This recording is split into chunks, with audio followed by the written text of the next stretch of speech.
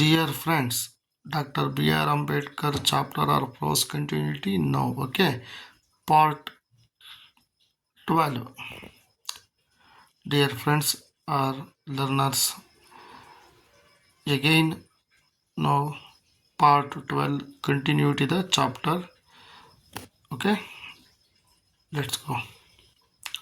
Under the policy of divide and rule, the British rulers exaggerated caste distinctions and divided the people of India further to strengthen their hegemony over us. It was given to great Indians of our time, Mahatma Gandhi and Dr. B.R. Ambedkar, to repudiate caste and to proclaim the oneness of the Hindu community. Gandhiji did so by reminding the higher caste their duty towards the depressed classes. Baba Sahib Ambedkar did the same by reminding them of their inherent rights to equality with the higher and more powerful castes. One stressed the duties, the other stressed the rights together. They brought about veritable revolution in social thought.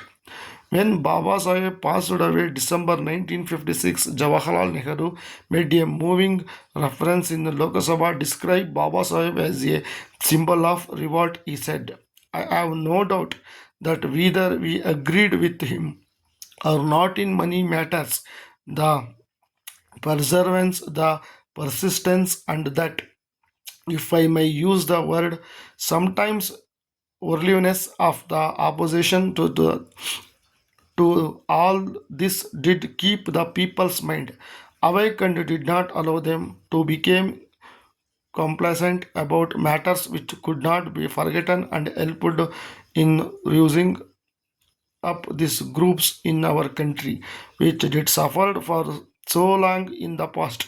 It is therefore and the such a prominent champion of the oppressed and depressed in India, and one who took such an important part of our activities as passed away.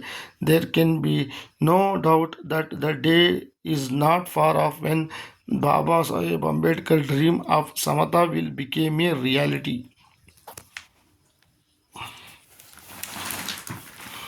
Okay, my dear government's Kannada medium students, continue to the video.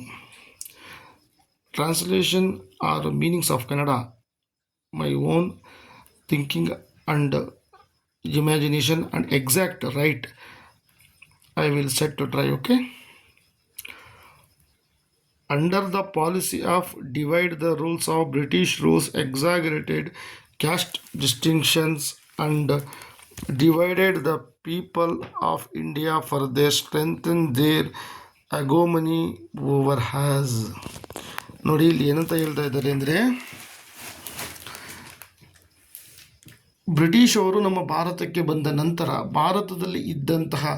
ಭಾರತದ ಕೆಳಗೆ ಇದ್ದಂತಹ ಒಂದು caste system ಅಂದರೆ ಜಾತಿ ವ್ಯವಸ್ಥೆಯನ್ನು ಅವರು ಉತ್ಪ್ರೇಕ್ಷಿಸ್ತಾರೆ. ಎಕ್ಸಾಗ್ರಿಗೇಟೆಡ್ ಅಂದರೆ ಉತ್ಪ್ರೇಕ್ಷಿಸ್ತಾರೆ, ಅದನ್ನು ಬೆಂಬಲಿಸ್ತಾರೆ.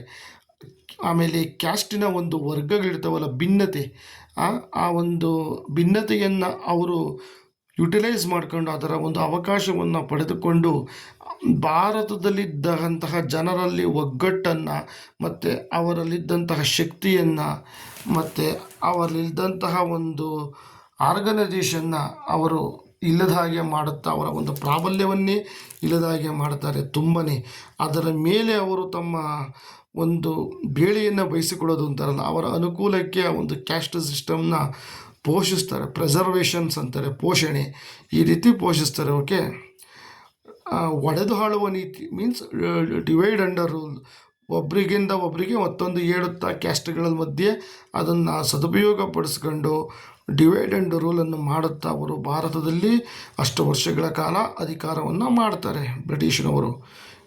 ಅದಕ್ಕೆ ಕಾರಣ ಆರ್ಗನೈಜೇಷನ್ ಇಲ್ಲ, ಪರಸ್ಪರ ಒಂದು ಮ್ಯೂಚುವಲ್ ಅಂಡರ್ಸ್ಟ್ಯಾಂಡಿಂಗ್ ಅರ್ಥವನ್ನಿರಲಿಲ್ಲ.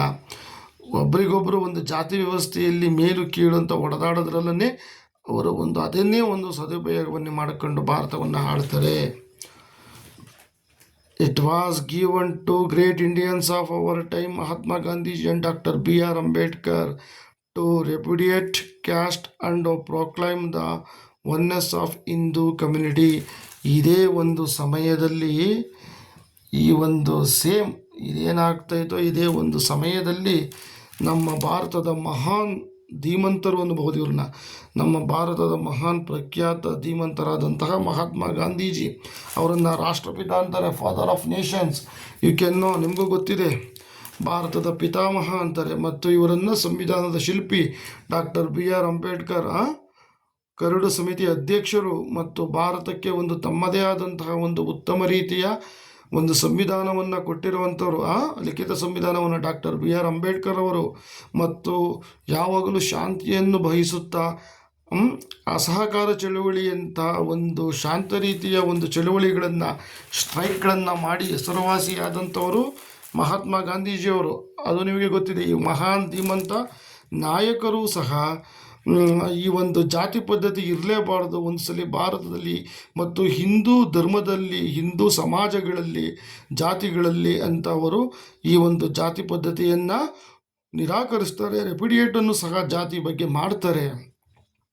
ಆದರೆ ಆಗಬೇಕಲ್ಲ, ಹೇಳೋರ ಮಾತು ಅರ್ಥೈಸಿಕೊಳ್ಳದವ್ರು ಇದ್ಮೇಲೆ ಏನು ಮಾಡೋಕ್ಕಾಗೋದಿಲ್ಲ. ಅದರಿಂದನೇ ಬ್ರಿಟಿಷ್ನವರು ಅಷ್ಟು ವರ್ಷ ನಮ್ಮ ಭಾರತವನ್ನು ಆಡಿದ್ದು. Gandhiji did so by reminding the higher caste of the duty towards the depressed classes.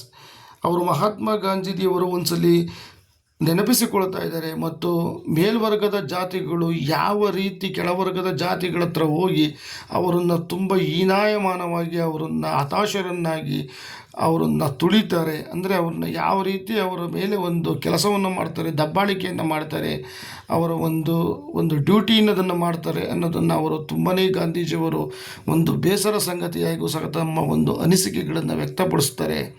Baba Saheb Ambedkar did the same by reminding of their inherent rights of equality within the higher and more powerful castes. ಬಾಬಾ ಸಾಹೇಬ್ ಅಂಬೇಡ್ಕರ್ ಅದಕ್ಕೋಸ್ಕರ ಅವರು ಎಂದಿಗೂ ನೆನಪಿಸಿಕೊಳ್ಳುವಂತಹ ಒಂದು ಉತ್ತಮವಾದ ಕಾರ್ಯವನ್ನು ಅದೇ ಒಂದು ಜಾಗದಲ್ಲಿ ಮತ್ತು ಹಕ್ಕುಗಳಿಗಾಗಿ ಮತ್ತು ಸಮಾನತೆಗಾಗಿ ಒಂದು ಮೇಲ್ವರ್ಗದವರ ಜಾತಿಯಿಂದ ದಮನಕ್ಕೊಳಗಾದ ಹಿಂದುಳಿದ ದಲಿತರ ಪರವಾಗಿ ಶಕ್ತಿಶಾಲಿಯಾಗಿ ಅವರ ಪರವಾಗಿ ನಿಂತು ಮೇಲ್ವರ್ಗದ ಜಾತಿಗಳನ್ನು ತುಂಬ ಶಕ್ತಿಶಾಲಿಯಾಗಿ ಎದುರಿಸುತ್ತಾ ಅವರ ಒಂದು ಏಳಿಗೆಗಾಗಿ ಅದರ ಕಡೆ ಗಮನ ಕೊಟ್ಟು ಶ್ರಮಿಸ್ತಾರೆ. One stressed the duties, the other stressed the rights of together. ಒಂದು ಕಡೆ ಒಂದು ಕಾಯಕ, ಅದರ ಒತ್ತಡ, ಮತ್ತೊಂದು ಕಡೆ ಹಕ್ಕಿಗಾಗಿ ಒತ್ತಡ, ಅವೆರಡೂ ಕಡೆ ಅವರು ಹೋಗ್ತಾರೆ. They brought about a veritable revolution in social thought. ಈ ಎಲ್ಲವೂ ಎಷ್ಟು ಅನುಕೂಲವಾಗುತ್ತದೆ ಎಂದರೆ ಭಾರತದ ಸಮಾಜದಲ್ಲಿ, ಸಾಮಾಜಿಕ ಜೀವನದಲ್ಲಿ ಒಂದು ಕ್ರಾಂತಿಯನ್ನು ಸಹ, ಒಂದು ಪುನರ್ಜೀವನದ ರೀತಿಯ ಒಂದು ಕ್ರಾಂತಿಯನ್ನು ಸಹ ಆಗುತ್ತೆ ಅಂತಲೂ ಸಹ ಹೇಳಬಹುದು. ಆ ರೀತಿ ಮಹಾತ್ಮ ಗಾಂಧೀಜಿ ಮತ್ತು ಬಾಬಾ ಸಾಹೇಬ್ ಅಂಬೇಡ್ಕರ್ ಅವರು ಭಾರತದ ಜಾತಿ ವ್ಯವಸ್ಥೆ, ಕ್ಯಾಸ್ಟಿಸಮ್ ವಿರುದ್ಧ ಒಂದು ಹೋರಾಟವನ್ನು ಮಾಡಿ ಒಂದು ಉತ್ತಮ ರೀತಿಯ ಕೊಡುಗೆ ಅಥವಾ ಕಾಂಟ್ರಿಬ್ಯೂಷನನ್ನು ಜಾತಿ ನಿರ್ಮೂಲನೆಯನ್ನು ಮಾಡುವಂತಹ ಒಂದು ಕೆಲಸ ಕಾರ್ಯವನ್ನು ಒಂದು ಸ್ವತಂತ್ರ ನಂತರದ ಸಮಯದಲ್ಲಿ ಮಾಡ್ತಾರೆ.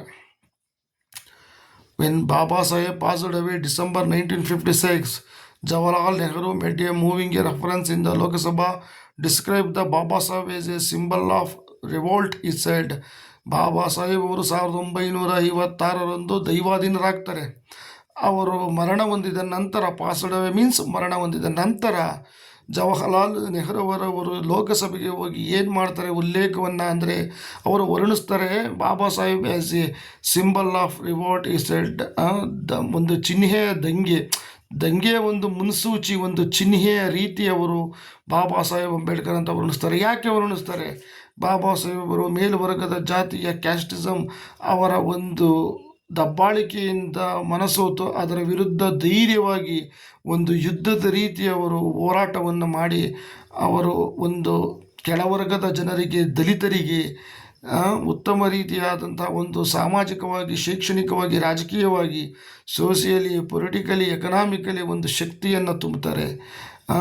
ಒಂದು ರಿಸರ್ವೇಷನ್ ಅನ್ನುವ ಒಂದು ಮುಖಾಂತರನೇ ಇರಬಹುದು, ಸಂವಿಧಾನದ ಕಾಲಂಗಳಲ್ಲಿ ಬರೆದು ಅವರನ್ನು ಮೇಲೆತ್ತುವ ಪ್ರಯತ್ನಗಳನ್ನು ಸಹ ದಮನಕ್ಕೊಳಗಾದವರನ್ನು ಮೇಲೆತ್ತುವ ಒಂದು ಕೆಲಸ ಕಾರ್ಯವನ್ನು ಸಹ ಮಾಡ್ತಾರೆ. I have no doubt that whether we agreed with him, not any money matters, the perseverance, the persistence, and that if my use the word. ನನಗೆ ಯಾವುದೇ ರೀತಿಯ ಅನುಮಾನಗಳಿಲ್ಲ. Okay, whether we agreed with him or not in money matters. ನಾನು ಯಾವುದನ್ನು ಅಂಗೀಕರಿಸಲಿ ಮತ್ತು ಯಾವುದನ್ನು ಬಿಡಲಿ, ಯಾವುದನ್ನು ನಾವು ನಂಬಲಿ ಯಾವುದನ್ನು ನಂಬದೇ ಇರಲಿ ಎನ್ನುವ ಒಂದು ಗೊಂದಲಮಯವಾದಂಥ ಒಂದು ಸ್ಟೇಟ್ಮೆಂಟ್ ಅಂತ ಹೇಳ್ಬೋದು ಇದನ್ನು. ಓಕೆ,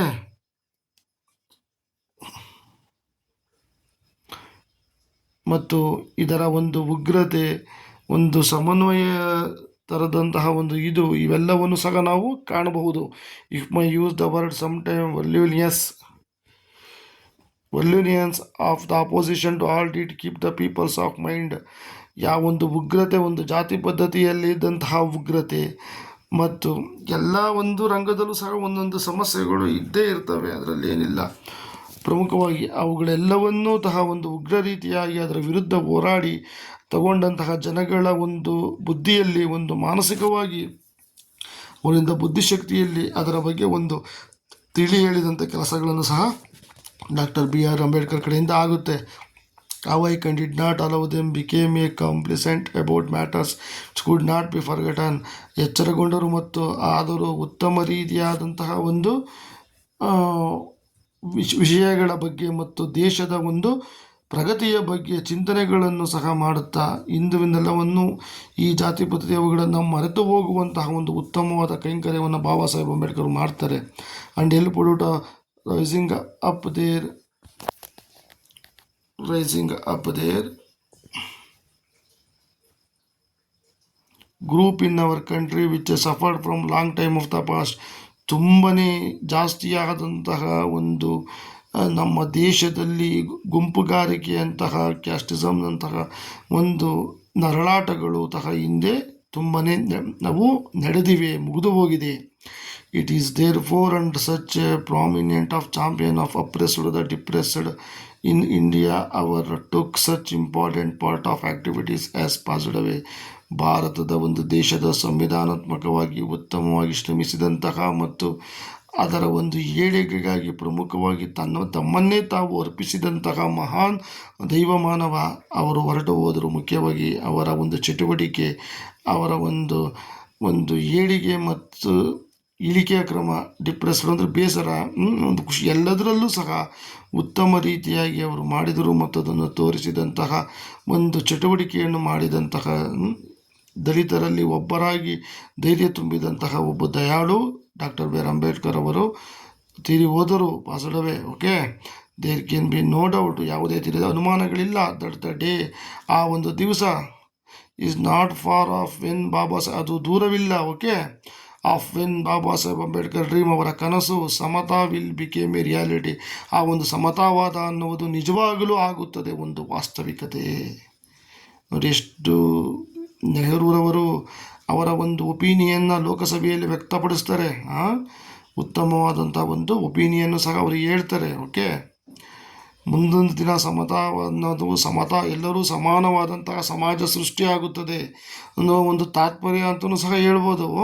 ಇದು ಮುಂದೆ ವಾಸ್ತವ, ವಿಲ್ ಬಿಕೇಮ್ ಎ ರಿಯಾಲಿಟಿ, ಇದು ಮುಂದೆ ಒಂದು ವಾಸ್ತವ, ಭವಿಷ್ಯದಲ್ಲಿ ಒಂದು ವಾಸ್ತವ ಅಂತಲೂ ಹೇಳ್ಬೋದು. ಪ್ರಿಯ ವಿದ್ಯಾರ್ಥಿಗಳೇ,